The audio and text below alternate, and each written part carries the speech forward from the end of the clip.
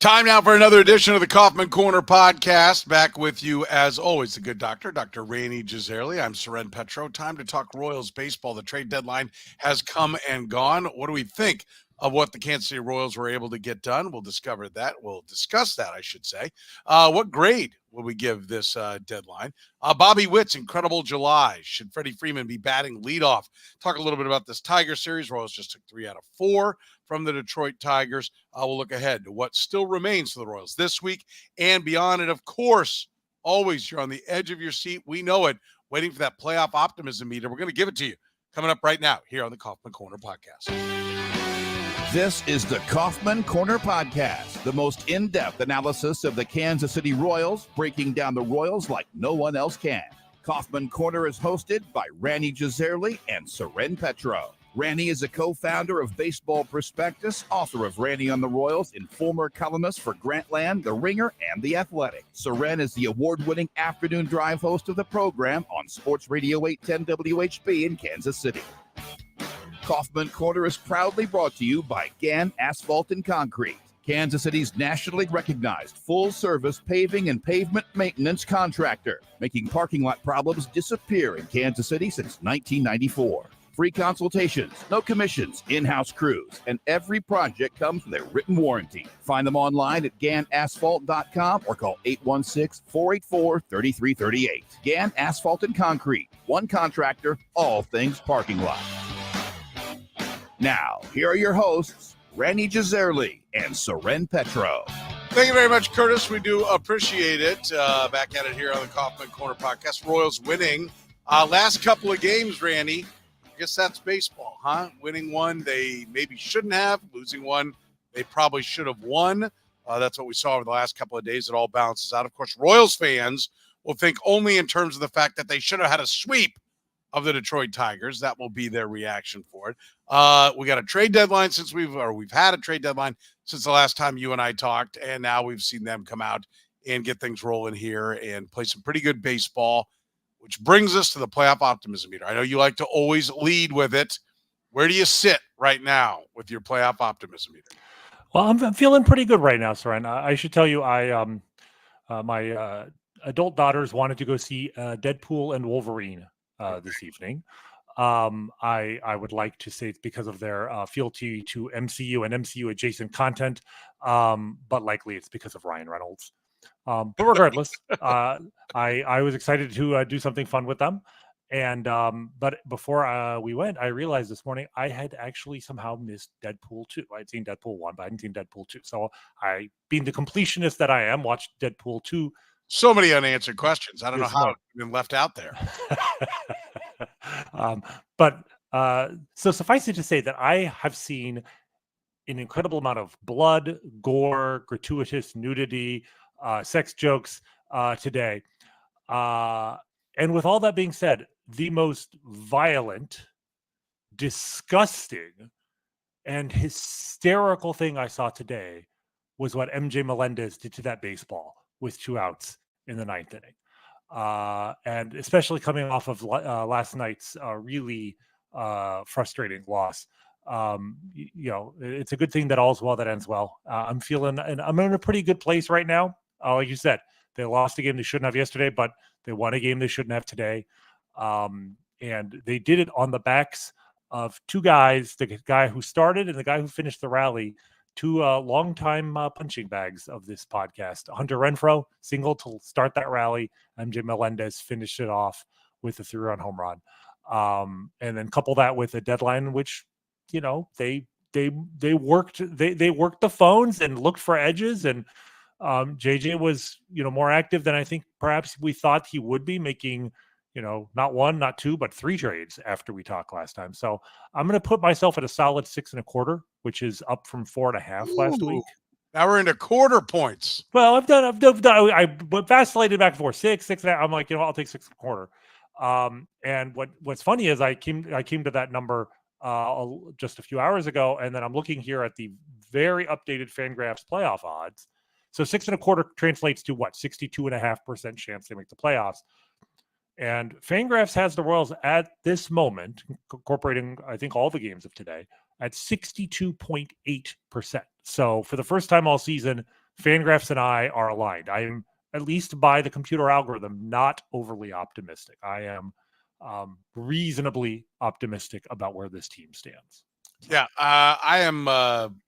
I'm not where you are. What'd you say? 6.25. Let me log this on the official log book of our playoff optimism. You're 6.25. Mm-hmm. So you're up. You went from a 4.5 to a 6.25.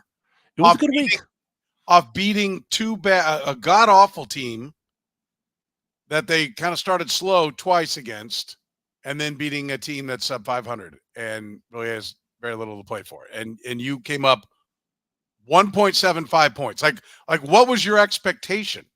That if they exceeded your expectation, were you expecting 3 and 4 or something? No, I was expecting 5, but 4 was a possibility. I mean, you don't expect to sweep any team, not even the 2024 Chicago White Sox. And if ever there was a team in my lifetime that you could expect to sweep of, maybe it's them. But you go into that series and they had lost 14 in a row, and some people will say that makes you do. In the White Sox case, it just makes you suck. And now they've lost 20 in a row, and we're really entering historic territory there. But still, 3-0 is 3-0. And look, the Tigers aren't a good team, but they're not god awful. And it was a road series. You win 3 out of 4. So 6-1 is a game to a game and a half better than I expected. But on top of that, like I said, the deadline, I think they made the moves they made improved the team. And then finally, we are just now starting to get to that point of the season where the calendar matters, the clock matters. And with the Royals actually in possession of a playoff spot right now, and in fact, as we speak, they are 2.5 games up on the Red Sox. 2.5 games is not a huge margin, but it's not nothing. And they're on the right side of that, right? If they were a game or two out of a playoff spot, then the clock would be their enemy. Right now, the clock is their friend if it ticks down. And it's starting to tick down. So that factors in a little bit too. Okay. I can't go clear there because this is, for me, what they were supposed to do in this point. Like this is just like, you don't drop them, right? If they'd have gone 3 and 4, where would you have been? I mean, that would have been a real problem, to be perfectly honest. One thing, they would not be in position of a playoff spot. They'd be half a game out, and they would have wasted a golden opportunity. I think my score might have gone down if they gone 3 and 4. I do think your point about listen, the clock is ticking, like we're starting to run out of games is legit. And that's where it starts to become, maybe a bigger deal that, like at some point, if the Royals go 6 and 4, somebody who's, 3 games behind them, has got to go 10-0, right? So like we're getting to that point. We're not quite there, but we're getting to where we're starting to, see that that the clock does matter and that teams have got to go right now. But we're also seeing like with today, this is what happens. Like I know, when I lived in Las Vegas, I used to bet baseball every day, and you learn real quickly that this time of year, the good teams win, right? Like they all win because the bad teams have mailed it in. They keep fighting throughout the game. The bad teams are ready to get out and have a couple of Coronas as soon as the game's over, right? Like they're already fixated on where they're going to be that night, dinner plans, all of that. So I do think everybody's going to raise the bar coming down the stretch. I think whatever the projections are, the clubs will probably be a couple of games better than what they're being projected. I do like the way they're playing. I was at a 3.5, and I will go to a 4.5 because they did what they were supposed to do. And you're right, that's part of the deal. And I do like what I've seen from the deadline. I like Erceg a lot. I think he's going to end up being the closer. I think that gives him, a back end guy. Hunter Harvey is scaring the crap out of me, although he did, he got it. And now my games, I've been looking through all these different box scores, getting ready for tonight. And so, what did he do tonight? He gave up one hit, one very loud out turned into a double play, Right. a line drive, Right. and one strikeout. So, But yes. so I'm optimistic that they'll get him fixed, that they had something they liked. I know some folks have said, hey, he wasn't pitching that well, when they got him, which I agree. This one's a little more blunt. John says he's looks like ass. He almost blew the game today too. Well, I don't think it's a coincidence that he missed a couple of days with, back tightness. Like, I do wonder if that is affecting him. The velocity's up and down, but he's not finishing his pitches. He's not getting them down. And that's led to some, he had an 0-2 splitter yesterday that was hit for a home run to start the Tigers rally. And so, I mean, there's clearly some issues there. I think it might be somewhat health related. And my hope is if it's a back, he just needs some rest and he'll kind of work through this. If they thought he was hurt enough that he couldn't pitch, he wouldn't be pitching. He'd be on the IL. So I'm hopeful that they can fix this. But I think that makes the acquisition of Erceg, which we'll get into in a moment, even more important. By the way, I like this one from Steve. He says, yeah, I told you it'd be there. They pretty much held the wild card spot all year. They should have swept both series this week. I mean, like they shouldn't have won today, right? Like they should have won yesterday, but they shouldn't have won today. That's baseball. If you go 6-1 and you're mad, this might not be the sport for you. Like, it's baseball. No team can expect to go 7-0. But I think it is real because now we're going to see a stretch where it gets a lot harder for them. Sure, I think the points I've been beating this drum for a long time about where the schedule's going for the Royals, and it is going to be much more difficult. And so the idea that they had to go 6-1. Like I think if they didn't go 6-1, I probably would have been backing them up. I'm giving them credit for doing what they needed to do, and they needed to do it, and they did it.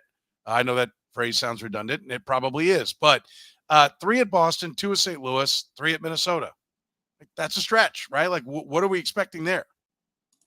Like, we can get into that a little bit later if you want, but that's 8 games against high caliber opponents. But not only that, 6 of them are against the 2 teams that are probably the 2 teams that are most important in terms of trying to stay ahead of in the playoff standings. Like, to me, this series now starting Monday against Boston, it's enormous. Not just because it's Boston and they're 2.5 games behind us for the last playoff spot.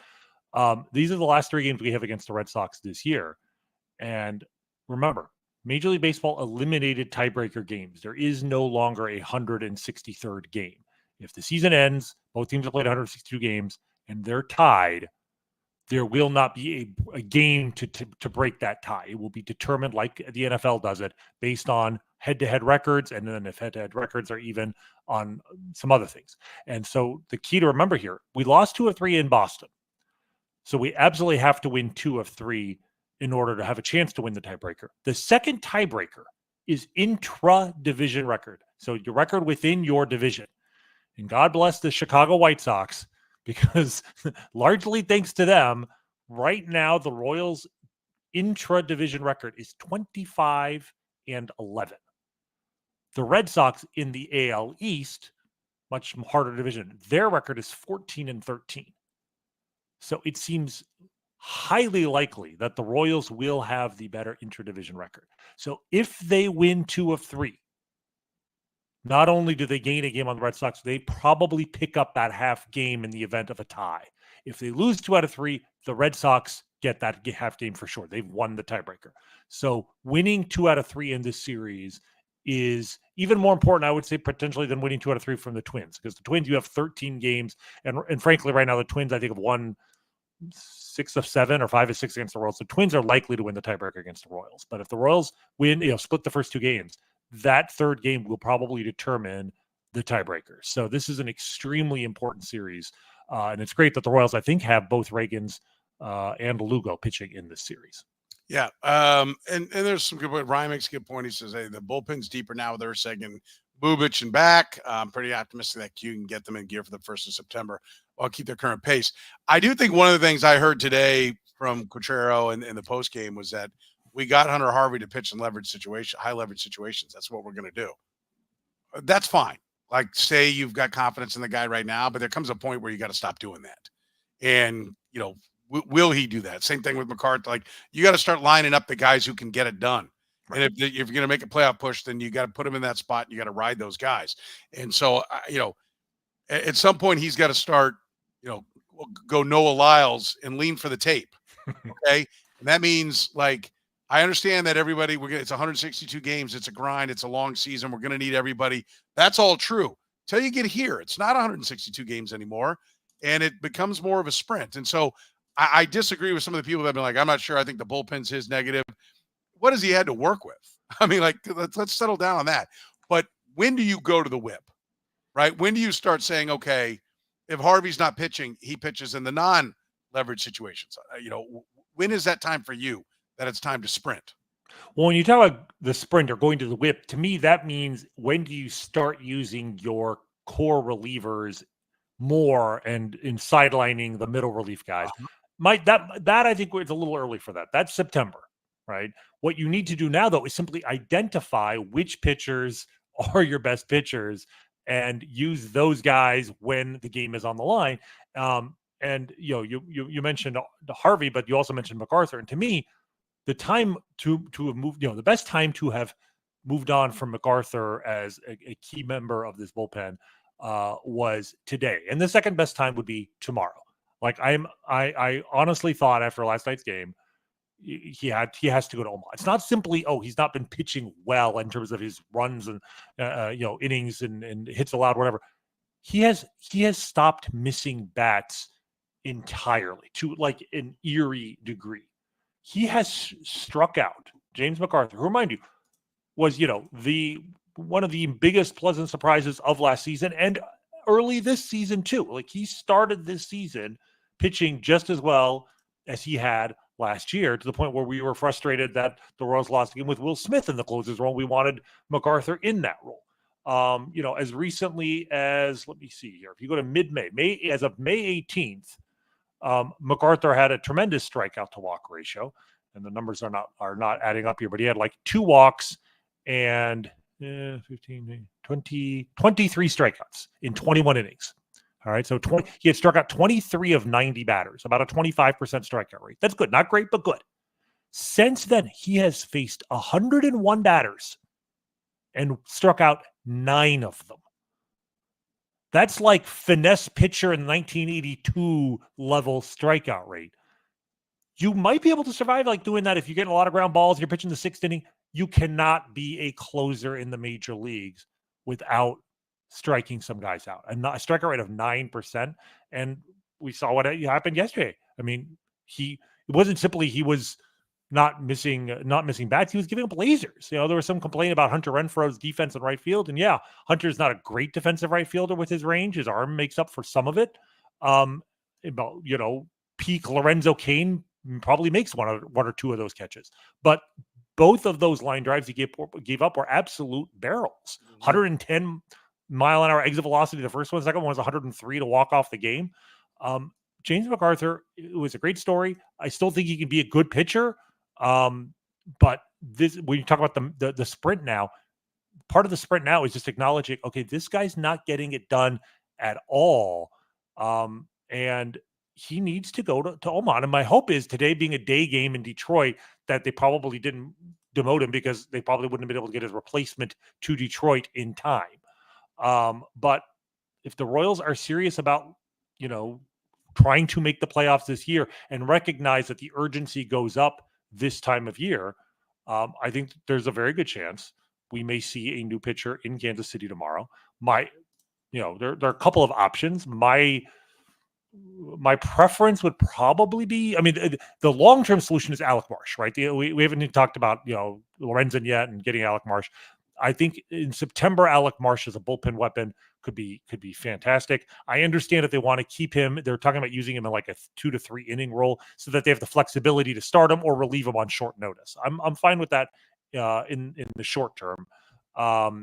And in the short term, I probably would consider Steven Cruz, who, after being very wild early in the year, has really started to throw strikes in AAA. Still throws really hard. Obviously, they traded Will Klein. They released John McMillan. Cruz is kind of the last of those like really hard throwing pitchers who have command issues. And his command has been, much better here the last 2 months. Since early May, he has 9 walks and 39 strikeouts in 29 innings. So I would rather take a chance on him right now.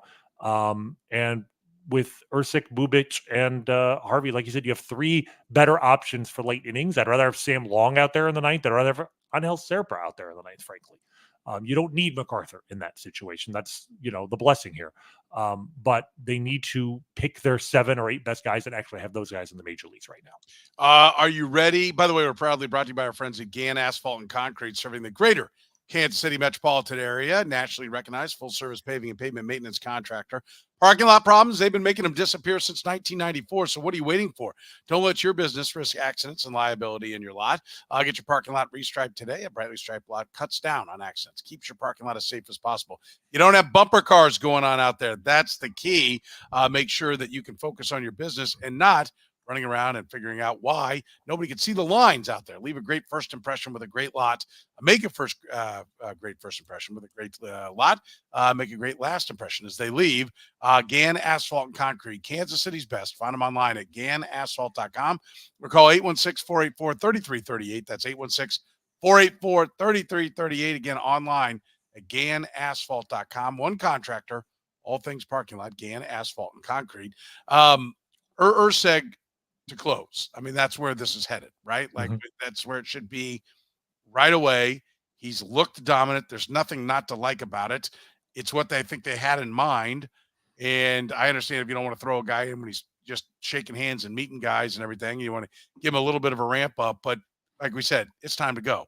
He needs to be the closer the next time there's an opportunity, correct? I think he's the best pitcher in the bullpen right now. And I mean, let's talk about that trade because, we weren't sure they would make another trade for a reliever. Whether it was out of concern of Hunter Harvey's health or just the way he's pitched since he arrived, or just their feeling that, we need one more reliever for this bullpen. They pulled the trigger, and when there was about a 30-minute gap there between the rumors that the Royals are acquiring him and what we found out they actually were giving up. And I don't know about you, I was feeling pretty terrified in that moment, not because I thought, this is going to be an overpay, but simply because Lucas Erceg is not a guy in the last year of his contract or even close. I think he might actually be rookie eligible technically. Like he is under club control for 5 more years after this year. So, I mean, that is now with relievers, every additional year has much less value because the odds of any reliever being good 5 consecutive years is pretty low. But still, they were trading not for a rental. They were trading. This was lease to own. And so I was really, really terrified they were going to give up one of their very few premium prospects. And then the word came out that what they gave up was 3 guys, and I like all of them. You could, I think reasonable people can debate about Mason Barnett. I'm not as high on him as some people are. He was the biggest name in that trade.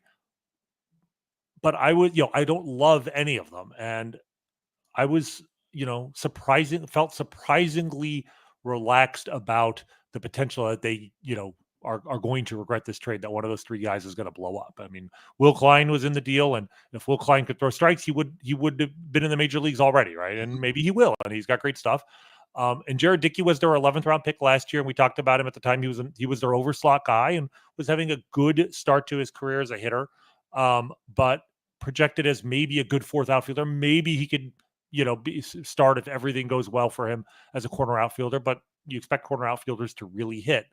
And he looks like just one of those, he looks like a tweener to me. So if Barnett comes through, then maybe they'll regret it. But I just feel like Barnett is his future. If he's going to be an impact guy, it's probably going to be in the bullpen, in which case, well, you acquired a bullpen, a bullpen guy in the hand for one in the bush. And Erceg, it's a really interesting story because he's old. He's 29, but there's a lot of extenuating circumstances here. He's a guy who was a position player when he was drafted. He's a guy who's gone through some issues with alcohol that he's discussed. He's been sober now for several years. He made the transition over. He's got a fresh arm. So you'd like to think that he's going to have a better chance than most of a guy at that age to actually be good into his 30s. And then you saw, we got to see him up close after the trade, and it's like, yeah, this will do just fine. Like, you throw 99 and you can throw strikes. Yes, we have guys who can throw 99 and we have guys who can throw strikes. We don't really have anybody who can do both. And now we do. And so for a team that's trying to win this year, but also trying to win next year and also trying not to give away a farm system that's kind of weak, I thought they did a good job there. And I think Erceg is clearly their best, option right now. I mean, I love Bubic, but Bubic is probably limited in terms of, you can't pitch back-to-back days, et cetera. So you have to have a guy who's going to be your quote-unquote closer. Yes, it's Lucas Erceg to me. I think it's very clear. Yeah, I agree. And, people talking about Bubic, he doesn't have swing and miss stuff. He doesn't have swing and miss velocity, but he is getting swings and misses. I mean, the top-end velocity is not there, but he's he's doing a hell of a job. But that's the thing is like Alec Marsh and Chris Bubich were probably the two guys you're like, okay, well, who could close? That's not had a shot at it right now before they made these deals. And you'd say, well, Alec Marsh, he's got a live arm. It'll ramp up once you send it back to the bullpen. Really, you're going to go in a playoff race with a guy who's never relieved ever? Like going back to his college days, he didn't have a save even in college. And we're going to say, okay, now the ninth inning is yours against big league hitters in a pennant race. I mean, listen, maybe, but doubtful. That figures to be a rocky road. And you hit upon it with Bubich. He's not a back-to-back guy right now. They're it's twofold. Are they? But that's that's what I'm talking about when I say go to the whip. Like, okay, do you have to strip that off? Like, how much are you willing to go for it? I'm about the big picture, so I'm never going to say throw Bubich out there. I think you do Bubich, the right way. You use him the right way to keep his rehab going, and when he's available, and you use him as a weapon. But there are other people that'd be like, no, it's time for the playoffs, and he's got to go. And so you take those restrictions off of him. All right, I don't care what your plan is, like what the rules are, but whatever you state them, I'm going to hold you to them. So it's like, well, it's playoff time, so so-and-so's got to go. Well, then so does Bubich, right? Like this can't be a sliding scale, right? And I do have some questions about what they're doing with Bubich in terms of the way they're using him, because they're not using him in necessarily key situations. Yesterday, one of the things that was so frustrating about yesterday is he was used as a contingency, because obviously they weren't planning to use him in the game until Hunter Harvey blew it in the ninth. And he came this close to not just getting the save, but getting a save in the hardest situation, an extra inning game where you have the zombie runner at second base. And he got the first guy out, and the runner moved to third. He needed a strikeout. He got a strikeout on a beautiful changeup. He got 2 strikes on the next hitter, and then tried to do the same thing and get him chasing on a changeup down and away. Got a little bit too much of the plate and gave up the game tying hit. And it's very frustrating because after the game, I saw these Royals fans are like, lumping him in with Harvey and MacArthur as the guys who blew a save. Yes, he technically blew a save, but like not remotely comparable performances. Bubich pitched very well in a very tough situation. But my concern with him is it's not just he hasn't pitched back-to-back days. He hasn't pitched on 1 day's rest yet. Like he has yet to pitch. Every time he's pitched, he's had at least 2 days of rest. If he's only available every third day, you might as well just use him as a starter then. Like the whole point here is like, he'll stuff his play up in the bullpen. But like if he's limited to 1 inning every 3 days, to me, if he can't pitch more than that, should he be on the roster? And as a guy who's 16 months now out from Tommy John surgery, we've seen a lot of guys 16 months out who are starting every 5th day and doing fine. We've seen guys who come back who are relieving, maybe not every day, maybe not back-to-back days, but certainly every other day. So the Royals, I'm not saying to jeopardize his health. I don't think you are jeopardizing his health if you use him at least every other day. But especially if you're in a race, like you said, they have to make a decision. Are they going to take the handcuffs off a little bit and use him a little bit more often? Certainly, as you get closer to the end of the season, then of course in the playoffs, because I think he could be a massive weapon for this team, in not just in 1 inning, but maybe 2 inning doses. But they got to start using him, I think, a little bit more aggressively. Yeah. How about as an opener? Yeah, I think in front of Lorenzen, I think would actually be a real. I was thinking about that. Now that you've moved on from Marsh for the time being, 2 or 3 innings of Bubich, especially if he's only pitching every 5th day, you could certainly get 2 to 3 innings. You go to Lorenzen for as long as you need to. If you have a lead late, then you can go to your closer. But otherwise, those two can cover pretty much the whole game. I feel like the way they're using him right now, where it's 1 inning mostly. He's pitched a second inning a couple times, but in lower leverage situations until their hands were forced yesterday. I just don't think this is the best way to use him. And so you're okay with the Erceg deal, right? You like that one. I did. I'm with you. And I'll say this when you talk about Mason Barnett. I think the Royals have done a really nice job of recognizing that strikeouts sell. And then you look at it, number one, they seem to be emphasizing them. They've got guys in the minor leagues that can do it. And they're selling them off. None of them are like super young where you're like, oh my God, look at this guy. They're either age appropriate or older. One of the guys, I can't remember which deal, was like 26 and A-ball or something. They've done a nice job of, I think, making a farm system that is, by their own account, I think they said 14th, JJ said to me coming into the year, 15th, something like that. He said, we have ourselves 10th, but we always knock ourselves down 5 spots because we're probably too optimistic. And I think he said 15th, so he puts the middle of the pack. That's probably generous. Most people have him in the 20s.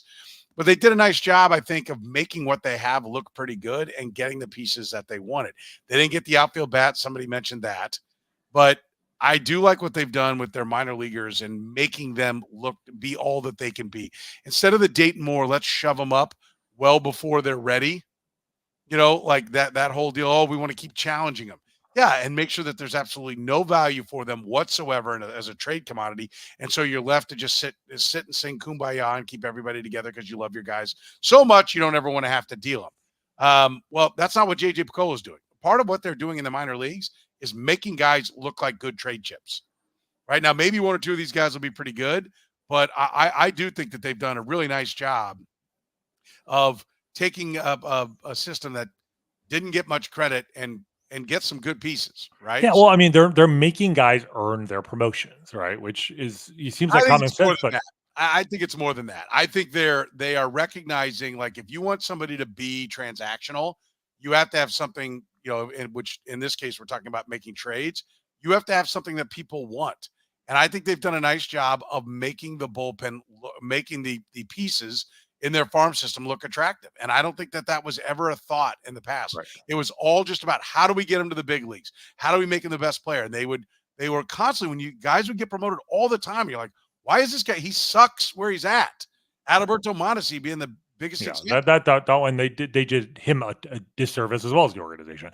Yeah. Those things go hand in hand, right? Like if you make guys earn their promotion, they're going to have better numbers before they get called up. And I mean, we're talking about Mason Barnett, but actually you could absolutely throw Walter Pennington into this, right? Like the Royals, yes. we were wanting Walter Pennington, and I think he could have helped them, but like, maybe he wouldn't have been that much better than what they had on hand. And to their credit, like for instance, we were like, get rid of Will Smith. Well, Will Smith from May on has been probably no worse than Walter Pennington would have been. And meanwhile, Pennington was putting up ridiculous strikeout numbers in Omaha. They brought him up for the one game. He got 2 batters out and looked good. And I like the guy, but I was fine with what they gave up there too, because this is a left-handed reliever, throws in the low 90s, and even his fans would say his upside is limited by the lack of premium stuff. He has a really good slider. It's gotten better this year. He's gotten better at locating it, a little bit more bite. That's why his strikeouts have gone up. I think he could be a useful member of a bullpen. But his numbers, definitely were, helped by the fact that he was in Omaha pretty much the whole year, which got you a Michael Lorenzen. If his best case scenario, this sounds funny, but could he be Will Smith in the sense of, Will Smith was a guy the Royals traded. It was before the season, but they traded him as a prospect. I think he had actually been in the major leagues briefly for Nori Aoki like 12 years ago.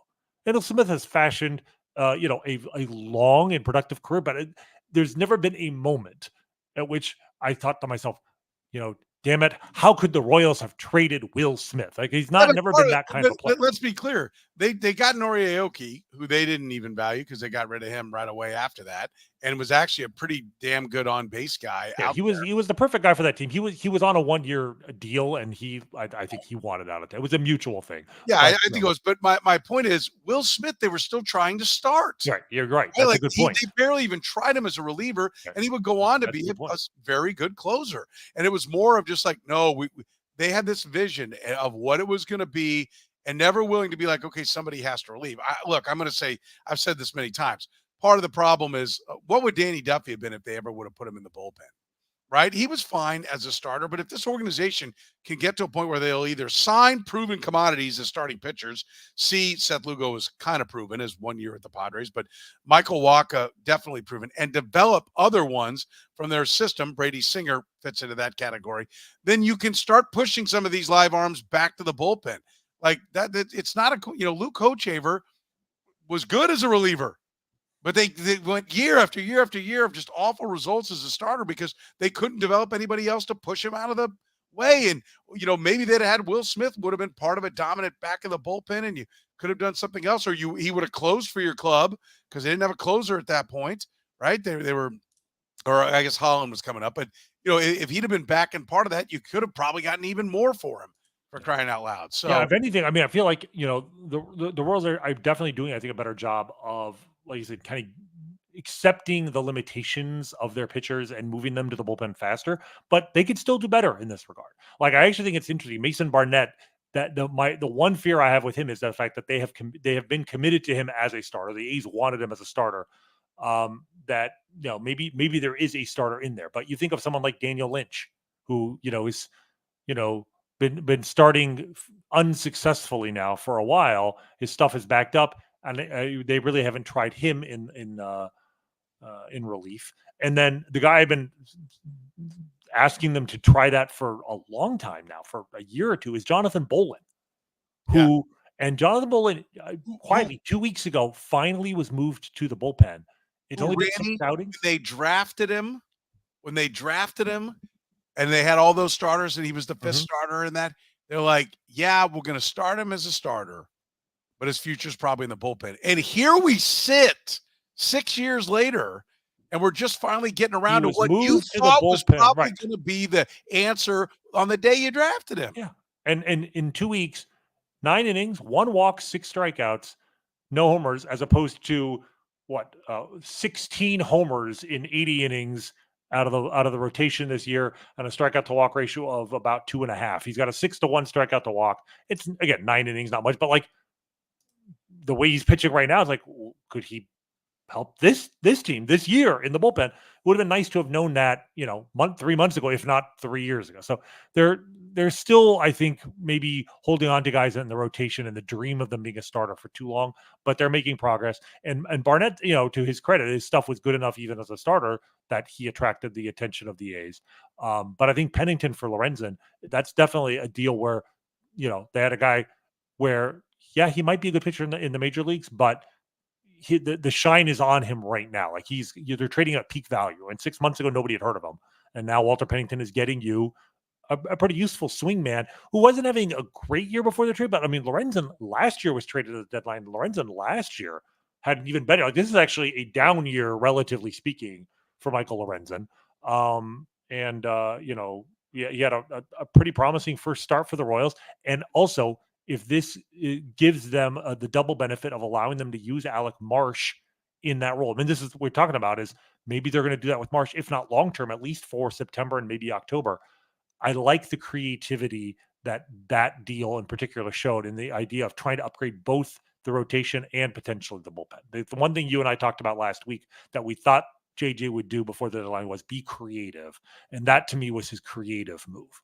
Yeah, it was Michael Lorenzen and what he's given him. And it gives him a chance to, and I also like that they, Alec Marsh has gone out, 4 innings, 6 Ks, no runs down there. It's given him a chance. Okay, we think his stuff will play up. Let's, got a little time, get him a taste in the minor leagues, but think if he's coming into the mix as well, and somebody else is going out, they've got a chance to build this bullpen up and make it look pretty good.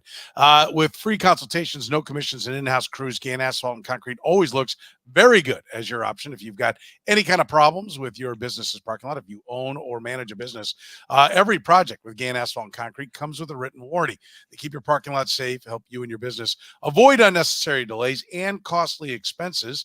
You can find them online at GannAsphalt.com. Get your seal coating done now before the weather turns cold. I know you think of that right now, as hot as it's going to be, I think, today and tomorrow, as was today and will be tomorrow. You're not thinking, oh, okay, yeah, I got to worry about the cooler temperatures. But we're probably 3-4 weeks from when it starts to cool off at night. Those temperatures go down, and then you're racing against the clock. The schedule starts to fill up. So I'd encourage you right now, if you need the seal coating done, Gann Asphalt and Concrete, your one-stop shop for all things parking lot. Of course, your striping, your signage, your drainage. They do drains, and, of course, building a parking lot from scratch.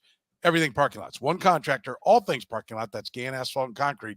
Call 816-484-3338. Find them online at GannAsphalt.com. Rany, Dejong. That's the one piece of the trade deadline we haven't really covered here. We covered Hunter Harvey last week, if people are wondering about that. What do you think of, getting Dejong and how he fits into the mix, how they've used him so far? I mean, I love the price tag. I mean, Harold Rosado's. It's nothing. It's basically cash. I mean, that's like, take his contract off. It's like, it's a flyer. It's an arm here. Just take this guy, Harold Rosado. He's 21 years old. He throws in the mid 90s. He's a reliever in low A ball. Like Fangraphs just like a month or two ago ranked the top 42 prospects in the Royals farm system. He was not, I believe he was not on that list. So, he might make it to the major leagues. Would I bet on him to pitch more than 50 innings in the major leagues in his career? No. So yeah, the price tag was cheap. And this was talking about creativity. We talked about how much we thought the Royals needed an outfielder, and they didn't trade for one. And I think one of the things we could talk about is maybe they were right not to, because not only was the market for outfielders really, really weak, but also, Renfroe has gone from being, one of the worst players in the sport for 6 weeks to being like the kind of the hidden savior of this offense for the last 2.5 months now, and is now officially an above average hitter. His OPS plus is over 100. And Melendez, drives us crazy, but today was not the first time this year he hit a home run with 2 outs in the 9th inning to turn a deficit into a tie or a lead. So, but to me, getting Dejong is almost like an acknowledgement. Okay, if we can't get a corner outfielder, where else are we weak? You and I've talked about Michael Garcia at third base. We've talked about the issues at second base where Michael Massey, we'd like him, but his back may not allow him to play every day, and none of the other options at that position, whether it's Adam Frazier, Garrett Hampson, or Nick Lofton, were really cutting it. So that was the one other spot that maybe they could upgrade. And we talked about last week about Luis Rengifo from the Angels, and would have been a better player than Dejong, but the price tag there, I mean, they might give up Michael Garcia. So to get Dejong for 2 months, who has his weaknesses, but also hit 18 home runs, like only 2 Royals I think have more home runs than him, and you can never discount like what it means to play for a team as bad as the White Sox have been this year, to go from that team, walk across the dugout, and join a team in contention. Like, you see a lot of players traded at the deadline from just truly terrible teams who are veterans who have a track record of playing well, and maybe they're having a bit of a down year, just getting away from all of that negativity and just kind of the chaos of playing for a team that bad, and maybe getting a little bit of a dead cat bounce. And I think that's what they're hoping for. They're not expecting him to be an everyday guy, but he's going to spot start at third base. It's going to give them a chance to, give Michael Garcia maybe a little more rest, or have him play second base. And instead of, one of the other options, it might end up being almost like a kind of platoon between him and Massey, Dejong and Massey, with Garcia going back and forth. Except, have you seen his splits? This year, I don't think they're particularly helpful, but I never look at single season splits. They're weird. Paul Dejong's career splits. So you have the career one. So tell me about his career splits. Right versus right-hand pitching, 735 OPS versus left-hand pitching, 651. That's just weird, because for a right-hander, that's a strange thing. So maybe they won't use him exactly that way. The thing with him, because he is so much of his value is in his power, the way to use him might honestly be more of a platoon based on the ballpark, over Michael Garcia, who, is probably, as much as we wanted him to start elevating the ball this year, he has a little, and hasn't gone well for him. Maybe he should just go back to being the best, line drive, foul line to foul line hitter he can be. But so maybe at home you play more Garcia, and on the road you play more Dejong, when you're in, Chicago like they were, or Baltimore or New York, places like that. This is, I'll defer to Couture on this, the way to use him wisely. But the point is, you have guys with different talent sets that you can mix and match. And if nothing else, it gives you a really good bench player. Today, I mean, the Royals, you have a 4-man bench, and Couture emptied the entire bench in the 9th inning, and, stole a victory from the jaws of defeat by doing so, because all of the bench players do something. Yeah. And that's what you want. Dejong does something. He has pop. He can hit lefties or righties, but he can come off the bench and hit a home run. If you need a guy to get on base to lead off an inning, he's not your guy. Right. If you need a guy to come maybe tie a game with one swing, and maybe you'll strike out, but that's your guy. He has some value. He's a better fit than Nick Lofton was at this point. And again, the price tag was very minimal. So it's a small upgrade, but it's an upgrade. He may play over Michael Garcia against right-handers, because of Garcia's struggles there. Maybe against fly ball. It might also be a pitcher thing where it's not platooning left-right, but platooning ground ball versus fly ball pitcher. That's the other area you might see that used. Yeah, I know. It definitely adds a legitimate big league player to the position side of the equation for them. So they got better. Right. You know, is he Babe Ruth? No, but they got better. So I like it. So overall, what's your grade? They didn't get an outfielder, right? They didn't go hard on any big name, but they got a lot of useful pieces. What do you give them for the whole deadline? Yeah, I mean, they didn't get an outfielder again. The market was weak and the prices were high. I mean, Lane Thomas, we liked him, and the Guardians gave up a lot to get like. So what we saw the prices. I mean, that was the other thing about Erceg that was so impressive is like lesser relievers were being traded for much more talent. The Phillies traded for was it Carlos Estevez? Who was a guy we talked about as a guy we liked, but gave up like more in they might have given up more in talent for 2 months of Carlos Estevez than the Royals give up for 5 years of Lucas Erceg. I mean, it's at least close. So given what the market was showing, I'm going to give them at least a solid B plus. I mean, it was, would have been nice to have gotten a real impact guy, but there weren't many of those on the market. And even factoring in Hunter Harvey being, a disappointment to this point, I'm going to give it a B plus overall. I'm there. Same grade I got, B plus. And I think knowing, I would have been fine if they didn't do anything because it would have been them saying, hey, we don't think we're good enough. Like we've talked about the Rays, like the Rays are above 500 and they sold because they don't think they're good enough. And I think that's okay. If you look at your club and you say we're not good enough, I think they're in a different spot, which we touched upon, that they have to do something because they have to, they've had such bad seasons. It's kind of like going for that first Super Bowl for the Chiefs in 2019, whatever it took, because it had been 50 years. Now you can play the long game once you put one on the board. 2015 is not that long ago, but they've been some really cold winters that people have had to endure. So I'm okay with them going for it, and I'm okay with them not blowing out anything really big to go get, to go pay the prices, as you said, were really expensive. And Jeff Passan came on my radio show on Thursday and said, who was the best guy dealt? Because we had all kinds of activity. We had all kind of, but who really was? Jack Flaherty was probably the best guy dealt. So at the end, the prices were high, and we weren't talking about, there was no Juan Soto that was being moved. Exactly.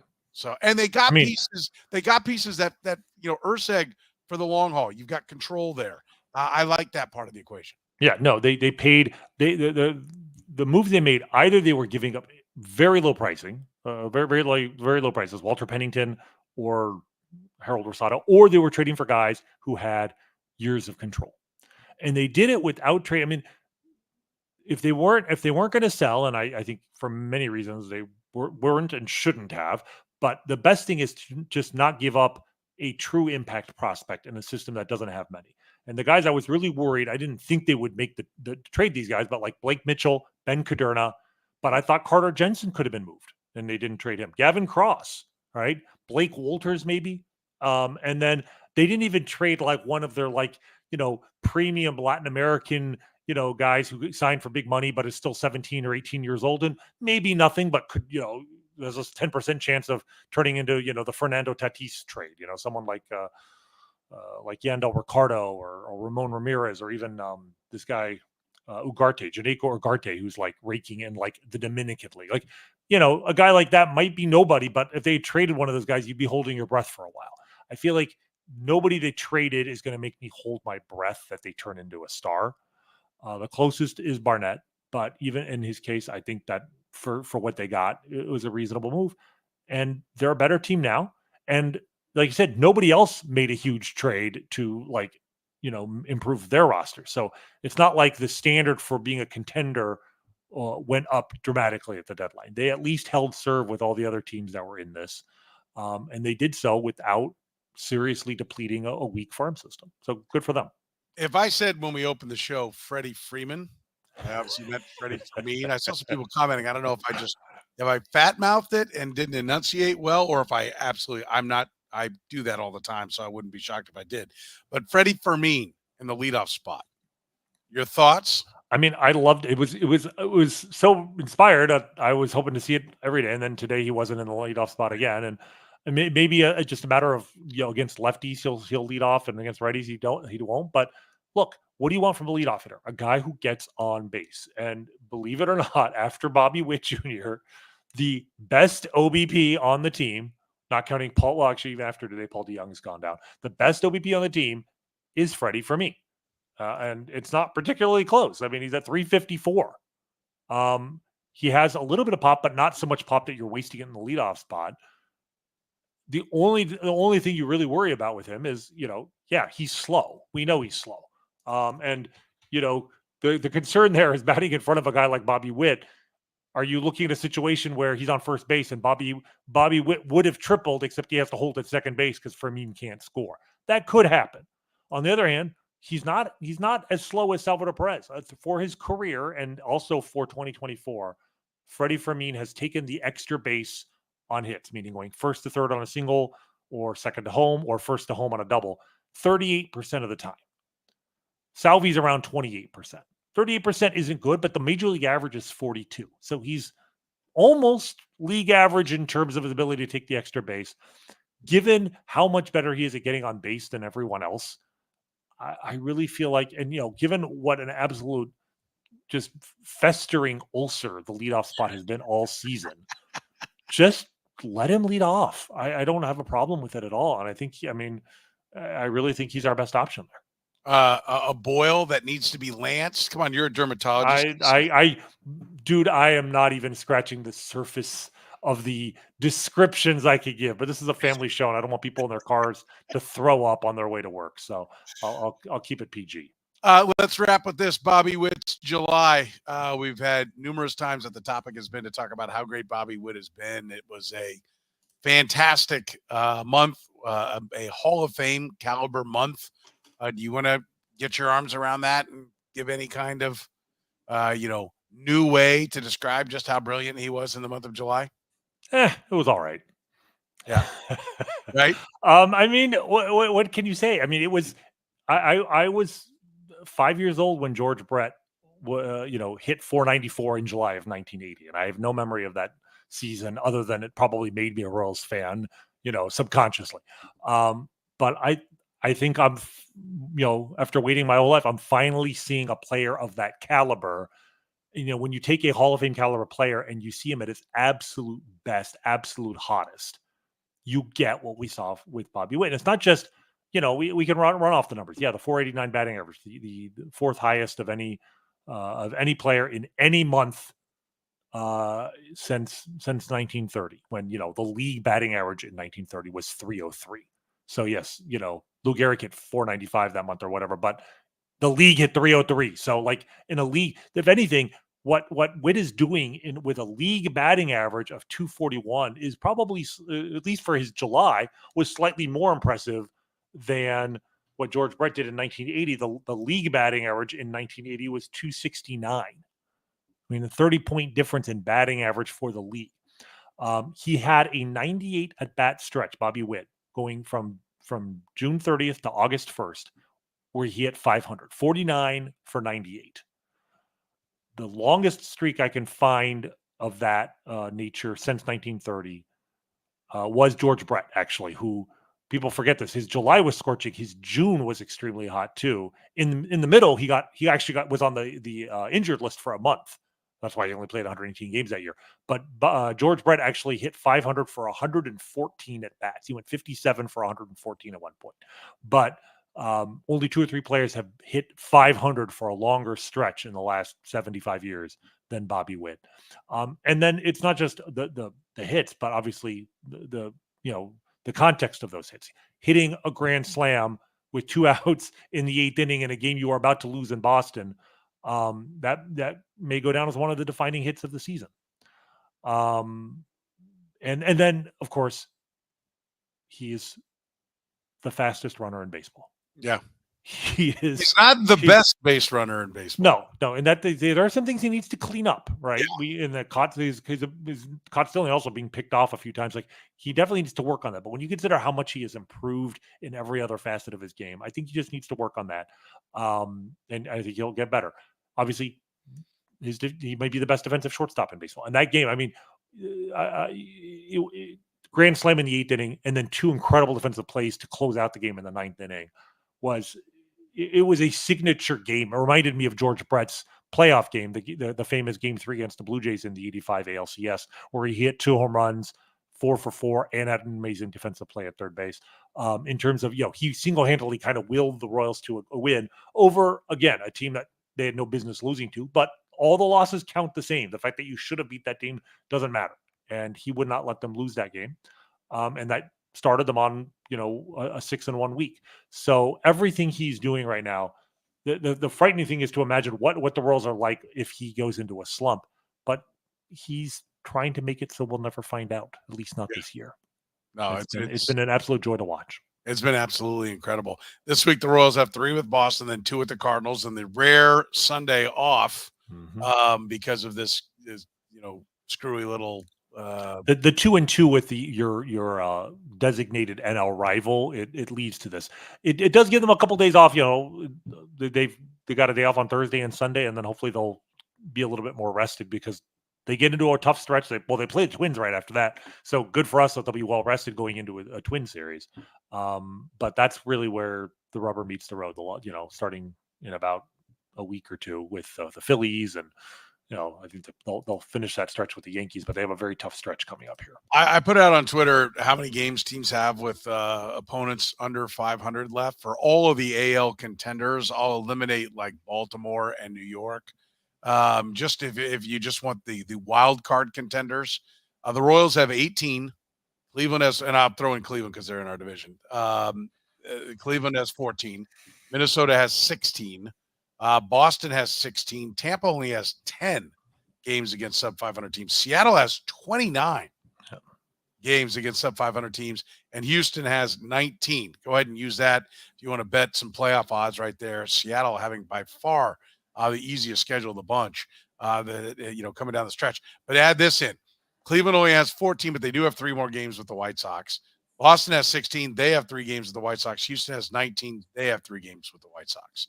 So those are free wins. And by the way, I think who was it who asked? Was it Matt? I think here. Stone cold under any number you want to post right there. Right. I mean, I've been saying this for certainly since at least the series with the Royals this week. I think they're going to break the Mets record, right? Like the modern major league record for losses, 120, which again, that's the over under of 42. If they don't win 42, they're not. That means they're losing 121 games. And I was in Detroit in 2003, at least the first half of 2003 before I moved to Chicago. So I was there for the 2003 Tigers, and that was the worst team of my lifetime. Yeah, this team, I think this White Sox team is worse. And certainly, having traded Eric Fedde, having traded Eloy Jimenez and a few other guys at the deadline, they still have Garrett Crochet, but they're probably not going to pitch him very often. I think he threw 4 innings in his last start and, 1 hit, 1 run, and they pulled him. It's Lewis Robert Jr. and, maybe Andrew Vaughn runs into one. And I mean, when we played them, I mean, from the 6 through 9 hitters, it was just like, you're just playing a AAA team. So they're not, I don't think they're getting there. And this losing streak, I mean, I was hoping their losing streak would end because they were playing the Twins, but now that it's at 20, they got 3 against the A's. The American League record is 21.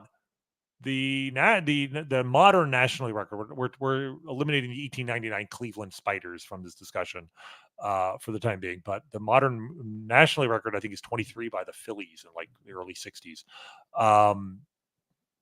I think those are in play. So the good news is no contender has more than 3 games left against the White Sox. They do have I think 6 or 7 against the Tigers, the A's actually, and I think the Angels. But good, they've at least only have a lot of games left against non-contenders. The Twins are done playing them just like we are now. So the automatic wins. We don't have any more, but neither do a lot of other teams. So when it comes to the schedule, the one thing to keep an eye on is really the Guardians, because the Guardians have a tough schedule the rest of the way. All the advanced metrics say they've been playing over their skis all season. I sometimes refer to my colleague Clay Davenport's numbers because he's really the OG of doing projected standings based on a team's true talent level and not just their wins and losses. And by his numbers, the Guardians are playing so far above what you would expect from their offensive and defensive numbers. They've just been incredibly lucky this year. And in fact, by his talent rankings, his third order wins, they are third in the division behind both the Twins and the Royals. Fangraphs, they're up by 4.5 games in the division. The average projection for the end of the year has the Guardians winning the division over the Twins by just 2 games.